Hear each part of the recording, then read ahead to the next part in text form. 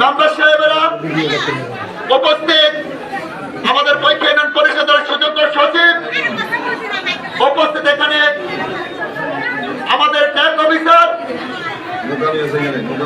সৎ এবং অনেস্ট হিরমান বদ্ধ মহোদয় এবং সাংবাদিক জুবের ভাই গোয়া থেকে আগত এবং SM এরশাদ সাংবাদিক এবং কৈফিয়া ইউনিয়নের আমার মা বোনেরা, আমার পিতৃ সমতুল্য মুরব্বীদের পর থেকে জানাচ্ছি আমার সংগ্রামী সালাম গ্রহণ করুন। আসসালামু আলাইকুম ওয়া রাহমাতুল্লাহি ওয়া বারাকাতুহু। হিন্দুদের জন্য আদাব, অন্যান্য জাতিদের জন্য ধন্যবাদ।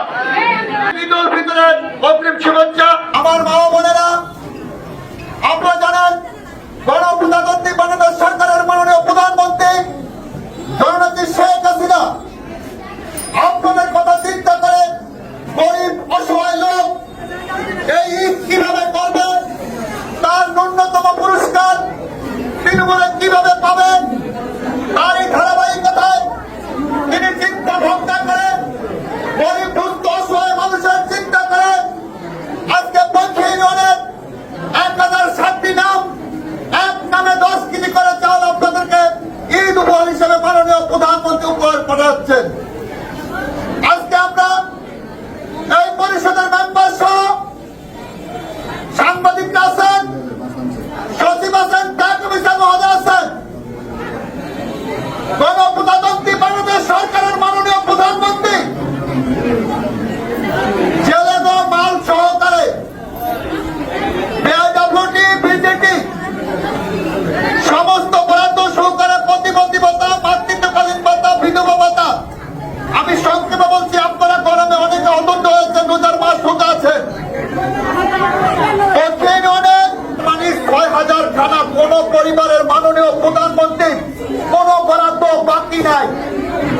আমার কথা কি আপনারা শুনতে পাচ্ছেন? এই যে একের পরে এক বরাদ্দ দিচ্ছে, এই বরাদ্দ, এত বরাদ্দ কি জন্য দিচ্ছে মাননীয় প্রধানমন্ত্রী?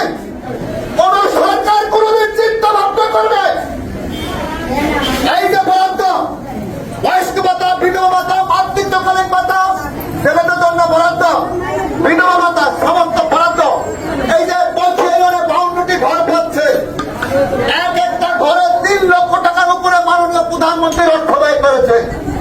কোন সরকার চ্যালেঞ্জ করতে বলতে পারি মাননীয় প্রধানমন্ত্রী জননেত্রী শেখ হাসিনা মানবতার মা, তার মতো কেউ এভাবে নীরব চিন্তা করে না, সাধারণ মানুষের চিন্তা করে নাই।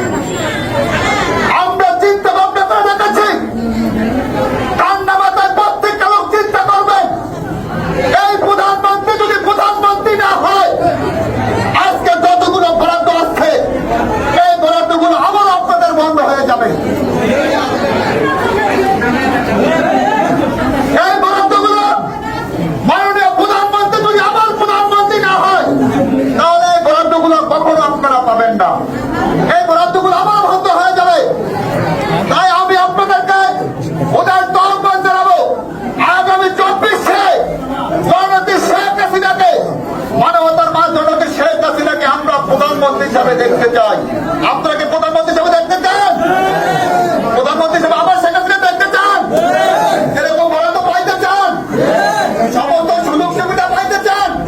পাইতে চান যে হাত টাকা থেকে প্রধানমন্ত্রী দেখতে চান কিনা? লোকসভার ভোট দিতে হবে, প্রধানমন্ত্রীকে আমরা আবার দেখতে চাই। আগামী 24 সালে লোকসভার ভোট দিবেন, আমি প্রধানমন্ত্রীর একজন ক্ষুদ্র ভোটার হিসেবে প্রধানমন্ত্রীর বরাদ্দ দূর বাড়িতে বাড়িতে যে আপনাদের কাছে আপনাদের বরাদ্দ পৌঁছাচ্ছি। আমাদের মেম্বার সাহেবেরা সৎ এবং অনেক সচিব সহ আমরা চ্যালেঞ্জ করে বলতে পারবো মুখ হাত দিয়ে, আপনাদের কোন বরাদ্দ দেয় কোন মেম্বার, কোন সচিব, কোন চেয়ারম্যান হাত দেয় কৈফিয়া ইউনিয়নের, চ্যালেঞ্জ করে বলতে পারি। আমি মাননীয় প্রধানমন্ত্রীকে আবারও প্রধানমন্ত্রী হিসেবে